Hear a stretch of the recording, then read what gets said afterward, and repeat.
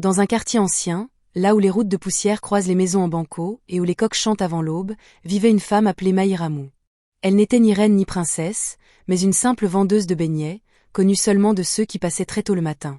Chaque jour, avant que le soleil ne perce l'horizon, elle se levait en silence pour ne pas réveiller ses enfants. Elle allumait son foyer, soufflait doucement sur les braises, mélangeait la farine, l'eau et le sucre, puis plongeait la pâte dans l'huile chaude qui crépitait comme un feu vivant. L'odeur des beignets se répandait dans la rue, mais souvent, elle ne suffisait pas. Les passants regardaient, hésitaient, puis allaient plus loin. Les jours de marché, d'autres femmes vendaient avant elle, plus vite, plus fort.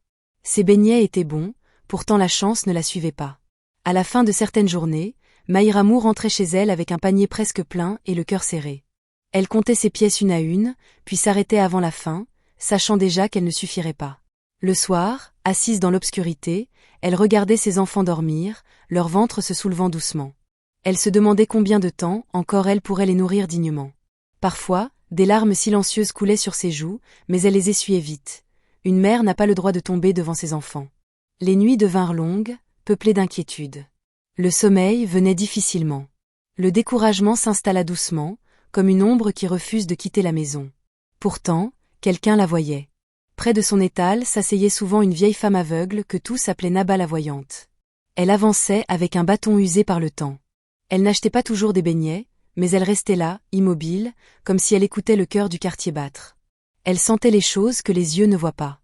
Un matin, sans lever la tête, elle dit à Maïramou d'une voix calme. « Ma fille, ton destin marche devant toi, mais prends garde au chemin trop court. » Maïramou sourit poliment sans répondre. À cette époque, elle n'avait plus la force de réfléchir aux paroles mystérieuses. Les proverbes ne remplissent pas les marmites. Dans le quartier, les murmures couraient plus vite que les nouvelles. On disait que certaines richesses ne venaient pas seulement du travail des mains, mais aussi des forces invisibles. On parlait d'une secte ancienne, plus vieille que le village lui-même, une secte qui se réunissait dans la forêt sacrée, là où même les chasseurs les plus courageux n'osaient pas poser le pied après le coucher du soleil. Au début, Maïramou se moqua de ces histoires. Elle disait que le travail honnête finit toujours par payer.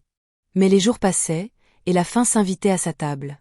Quand la misère frappa réellement à sa porte, quand elle dut vendre un de ses pagnes pour acheter du riz, elle commença à écouter autrement. La veille de son départ, elle croisa encore Naba la voyante. La vieille femme s'arrêta, comme frappée par une vision, puis secoua lentement la tête. Là où tu vas, on ne donne pas sans reprendre. Et ce qu'on reprend n'est jamais petit.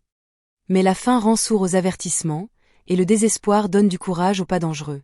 Une nuit sans lune, Maïramou enveloppa ses beignets invendus dans un tissu, laissa ses enfants endormis et ferma doucement la porte. Elle suivit le sentier menant à la forêt.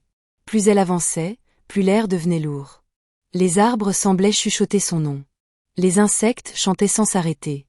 Le vent faisait gémir les branches, et chaque pas semblait observé par des yeux invisibles.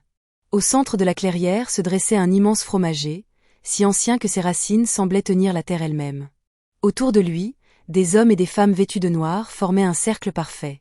Le feu brûlait déjà, projetant des ombres qui dansaient comme des esprits. Le chef de la secte parla d'une voix grave, lente, sans colère ni compassion. « Nous savons pourquoi tu es venu, Maïramou. Tu veux que ton commerce prospère. Mais sache ceci, rien ne se donne sans contrepartie. » On lui expliqua la règle. Une seule règle, mais lourde comme une montagne. Elle devait choisir un objet qu'elle ne toucherait plus jamais de sa vie. Le jour où sa peau entrerait en contact avec cet objet, elle serait punie et se transformerait en python, quittant à jamais le monde des hommes. On déposa devant elle de l'or lourd, de l'argent brillant, des coris anciens, des perles sacrées, et un diamant, petit mais éclatant comme une étoile emprisonnée dans la nuit. Le diamant semblait vivant. Il reflétait le feu, mais aussi quelque chose de sombre, comme un avenir qu'on refuse de regarder en face. Le chef posa une dernière question. « Es-tu sûr de ton choix ? Car ce que l'on croit impossible aujourd'hui devient ordinaire demain. » Maïramou réfléchit longtemps. Puis elle sourit, rassurée par sa propre logique. « Je choisis le diamant. » Dans son esprit, le choix était évident. Jamais une femme pauvre comme elle n'aurait accès à un diamant. Le pacte fut scellé avec des paroles anciennes que seul le vent comprenait. À cet instant précis, un python traversa lentement la clairière et disparut dans les herbes hautes. Certains détournèrent le regard. Ce signe n'était pas bon. Dès le lendemain, la vie de Maïramou changea. Ses beignets devinrent recherchés. On venait de loin pour les goûter. Les clients affluaient dès l'aube. Certains disaient qu'ils avaient un goût différent, d'autres qu'ils portaient la bénédiction des ancêtres. L'argent entra dans sa maison comme l'eau dans un champ sec. Elle changea de marmite, puis de lieu, puis de vie. Elle engagea des aides, ouvrit une boutique, puis une autre. Les gens disaient « Cette femme a la main bénie. Tout ce qu'elle touche devient argent. » Mais personne ne savait ce qu'elle ne devait jamais toucher. Les années passèrent. Maïramou s'habillait désormais avec élégance. Ses enfants allaient à l'école. Elle parlait chiffres, contrats et dépôts. Elle fréquentait des bureaux climatisés où les murs n'avaient pas d'oreilles pour les esprits anciens. Le pacte appartenait au passé, enfoui dans la mémoire d'une femme qu'elle croyait avoir dépassée. Parfois pourtant, la nuit, elle rêvait. Elle voyait un diamant tomber dans l'eau sombre et devenir un œil de serpent qui la fixait sans cligner. Elle se réveillait en sueur, mais au matin, les affaires effaçaient les songes. Naba la voyante mourut sans que Maïramou n'aille jamais lui dire adieu. Un matin clair, Maïramou se rendit à la banque pour déposer une grande somme d'argent. Elle portait un pagne luxueux et des sandales brillantes. Les gardiens la saluèrent avec respect, comme on salue ceux qui ont réussi. Alors qu'elle avançait vers le guichet, une femme élégante s'approcha d'elle, les yeux plissés par le doute. « Excusez-moi, vous ressemblez tellement à une amie d'enfance. » Sans attendre, la femme posa sa main sur celle de Maïramou. À son doigt scintillait une bague en diamant. À cet instant, le temps s'arrêta. Le souvenir revint comme un coup de tonnerre, la forêt, le feu, la promesse. Mais le rappel arriva trop tard. Un feu brûla sous sa peau. Son corps se raidit, ses os craquèrent.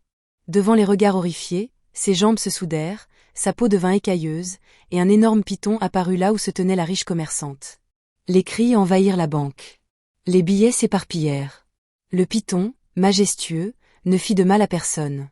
Il glissa lentement vers la sortie, comme guidé par un destin écrit bien avant sa naissance, puis disparut. La banque resta fermée plusieurs jours. L'histoire se répandit plus vite que le feu en saison sèche. On ne retrouva jamais le corps humain de Maïramou. Mais dans la forêt, les chasseurs parlent encore d'un python différent, un serpent ancien, silencieux, qui regarde les hommes comme s'ils se souvenaient. Et les anciens disent aux jeunes, autour du feu: méfiez-vous des chemins trop courts vers la richesse. Les pactes mystiques ont une mémoire plus longue que celle des hommes. Et ce que tu crois loin peut être à la portée d'une main. Si vous avez aimé cette vidéo, n'hésitez pas à nous laisser un pouce bleu, à commenter et à partager. Abonnez-vous pour ne rater aucune de nos prochaines vidéos. Merci.